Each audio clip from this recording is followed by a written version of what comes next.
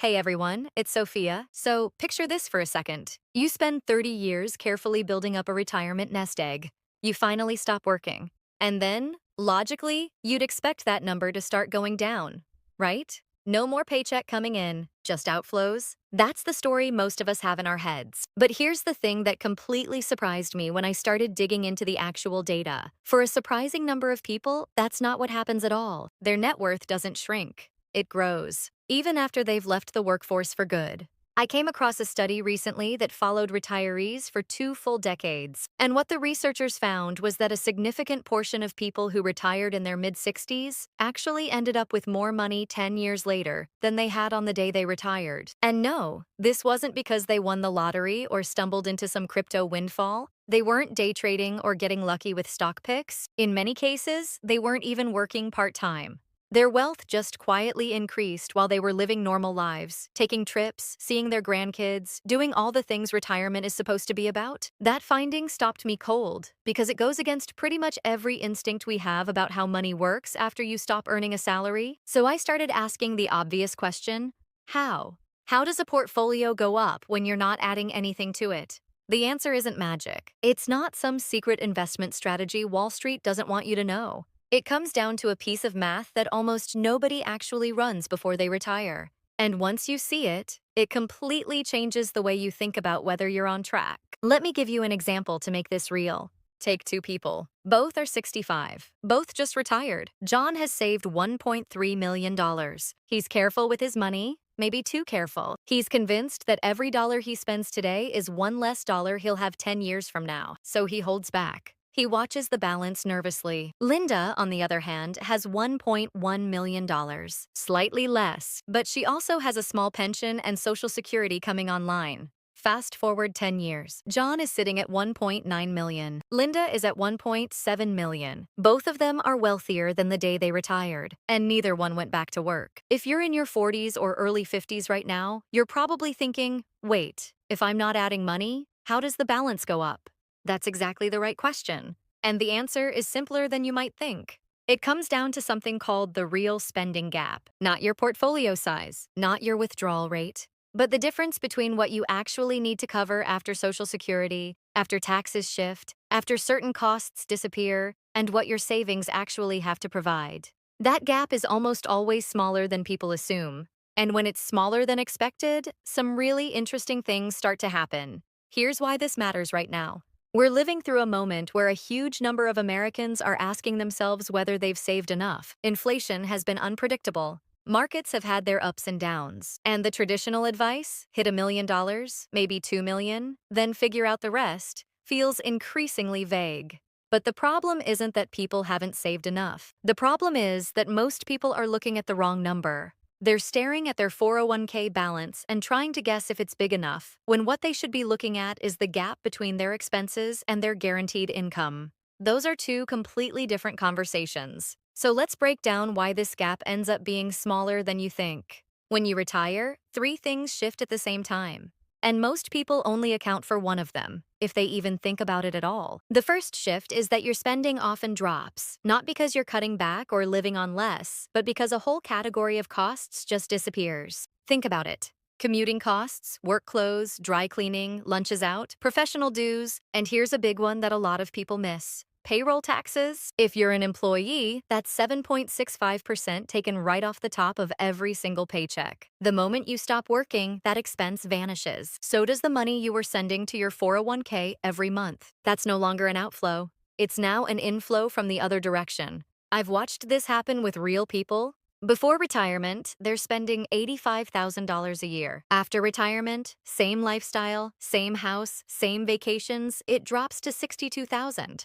That wasn't sacrifice. That was just work-related costs disappearing. Run the math on that for a second. If your spending falls from $80,000 to $60,000 a year, your portfolio doesn't need to cover $80,000 anymore. It needs to cover $60,000.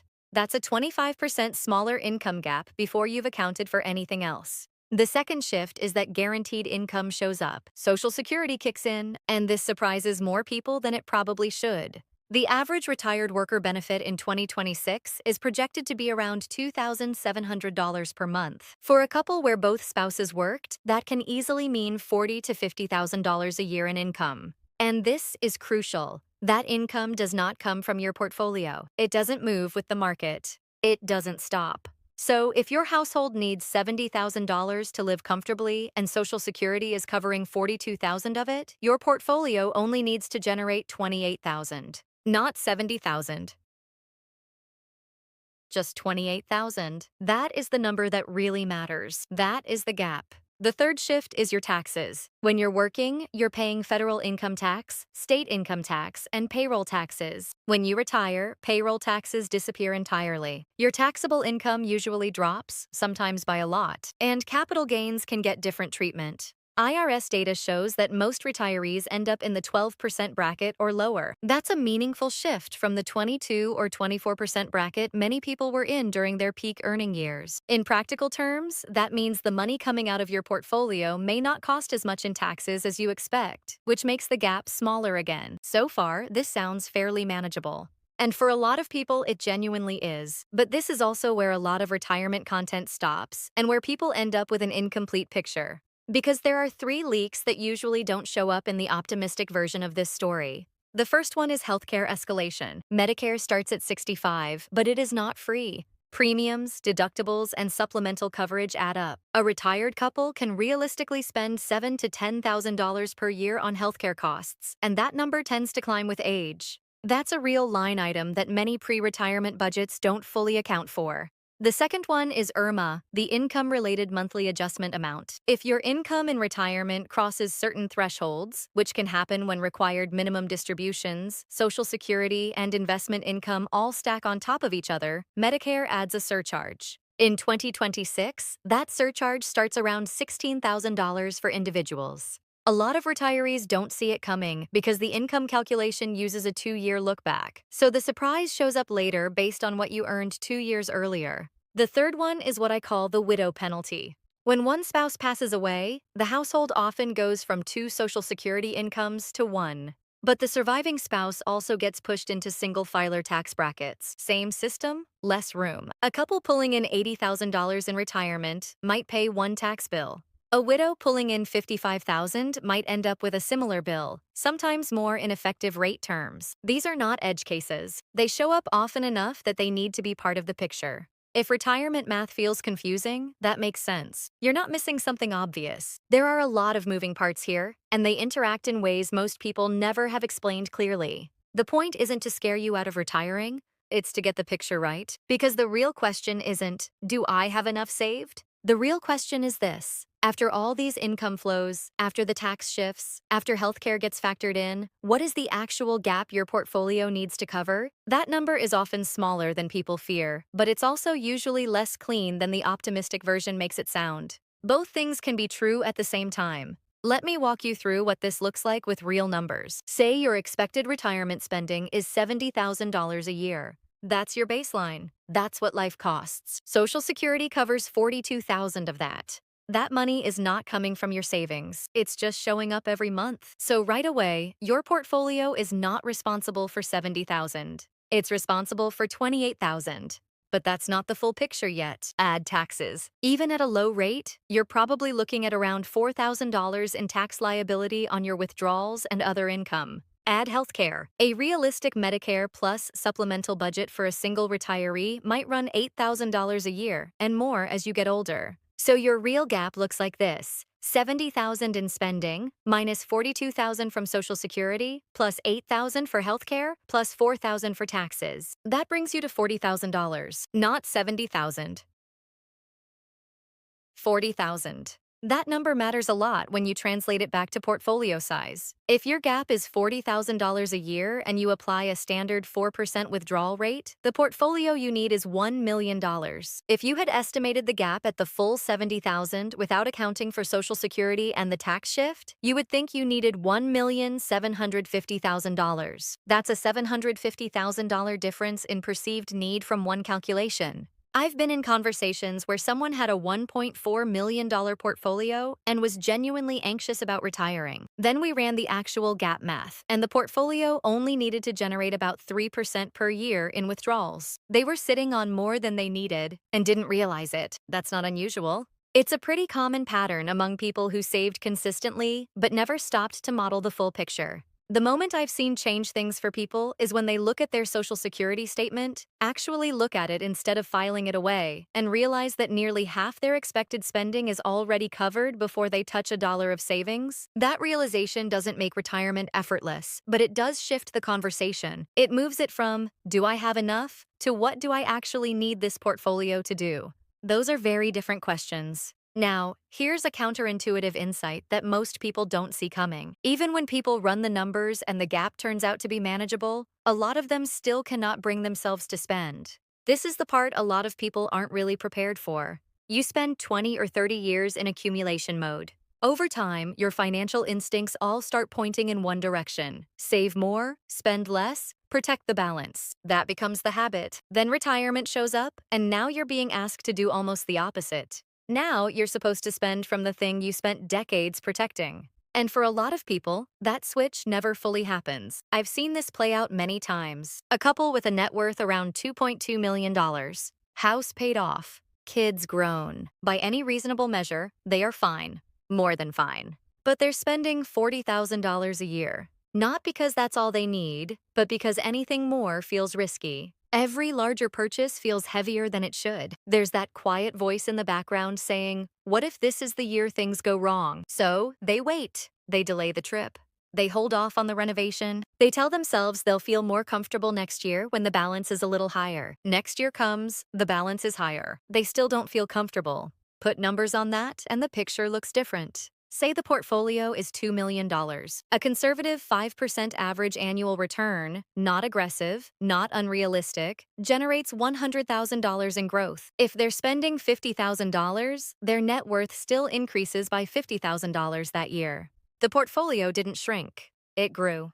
They may have more room than they think, but seeing a bigger balance doesn't always change the feeling. A lot of the time, the feeling is still driving the decisions. This is the real cost of not understanding your spending gap. It's not that you run out of money. For most people who saved consistently, that's usually not the main risk. For a lot of steady savers, the bigger issue can actually go the other direction. You underspend. And that reaction makes sense after decades of protecting the balance. You stay in the house that's too big because selling feels like admitting something. You skip the trip because you can't justify the cost, even though you can afford it. You spend the first decade of retirement, the years when you're healthiest, most mobile, and most able to do the things you saved for, living more cautiously than you need to. That is a real cost. It just doesn't show up on a balance sheet. There are two paths here, and they don't look that different from the outside at first. On one path, you never build a clear picture of what your portfolio actually needs to cover. You manage by feel. The balance goes up, you feel okay. The balance dips, you pull back. You're reacting to the account instead of running it. On the other path, you know your gap, you know your income layers, you have thought through the tax implications.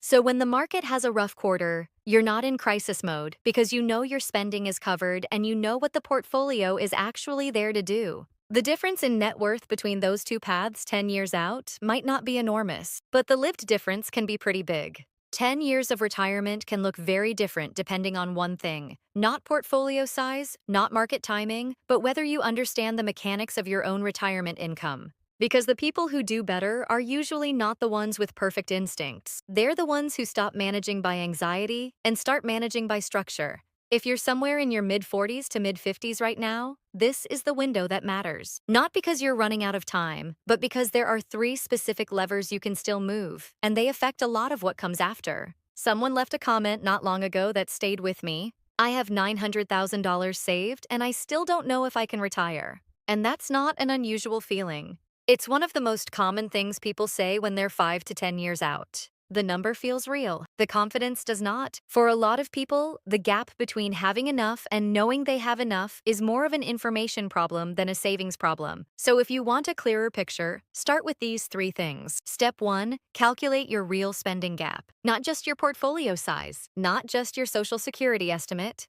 What matters is the gap between them. Take what you expect to spend in retirement. Be honest. Include travel, healthcare reserves, and the irregular stuff. Then subtract your guaranteed income sources, Social Security, a pension if you have one, any annuity income. What's left is what your portfolio actually needs to cover. If your expected spending is $72,000 and your guaranteed income is $38,000, your gap is $34,000 a year. At a 4% withdrawal rate, you need $850,000 in savings, not $1.8 million. Most people have never run that specific number. They've thought about their balance. They haven't thought about their gap. If you never run this number, one of two things usually happens. You either squeeze your working years too hard, or you stay overly cautious later, even when you don't need to. Step 2. Build your income in layers. It helps to stop thinking of retirement income as one big pile of money. The first tier is guaranteed. Social Security, pension, anything that shows up regardless of what the market does. This is your floor. You want it as high as possible. The second tier is semi-passive. Dividends, interest income, maybe a small rental or part-time income in early retirement. This is your buffer. If this layer is generating $30,000 a year, that's $30,000 your portfolio does not need to liquidate.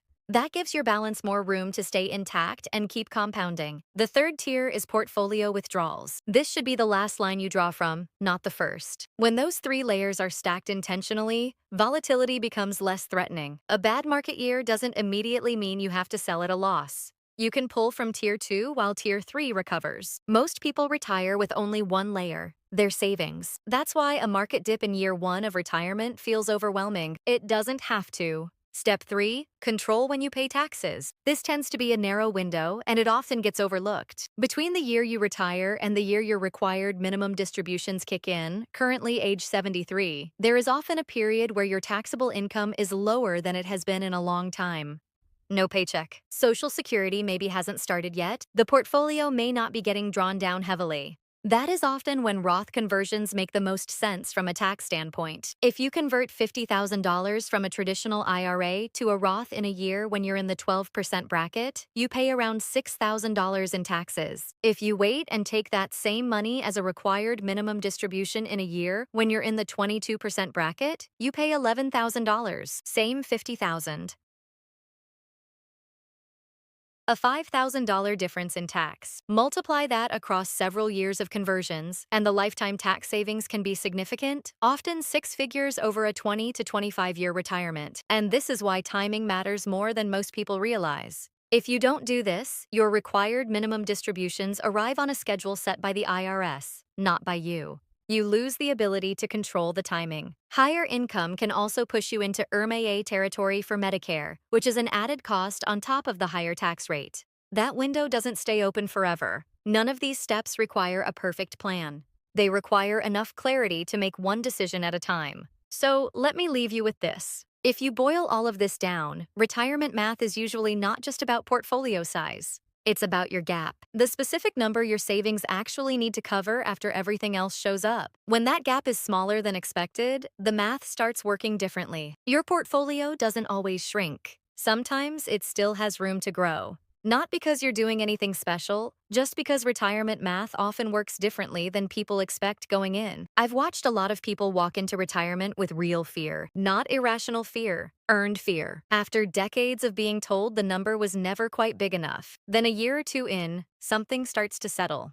The bills are manageable. Social Security is steady. The balance hasn't collapsed. They start to realize the fear they carried into retirement doesn't fully match what day-to-day life actually looks like.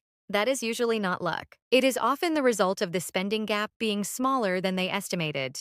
Retirement is not really the end of the money conversation. It's more like a shift in how the money works. You spent 30 years building a system that accumulated. Now you're learning to run one that distributes. It takes a different mindset and a different set of habits. That doesn't make it harder. It just means most people need time to adjust. You don't need a perfect plan to retire well. You need to understand your income flows. You need enough flexibility to adjust when something unexpected shows up, and something always does. And you need to give yourself permission to course correct as you go. That's really what this comes down to. If you want to keep going deeper on how retirement income actually works, the tax timing, the Social Security decisions, the withdrawal sequencing, hit that subscribe button and turn on notifications. That's the kind of math we break down regularly without the noise. Thanks for watching, and I'll see you tomorrow.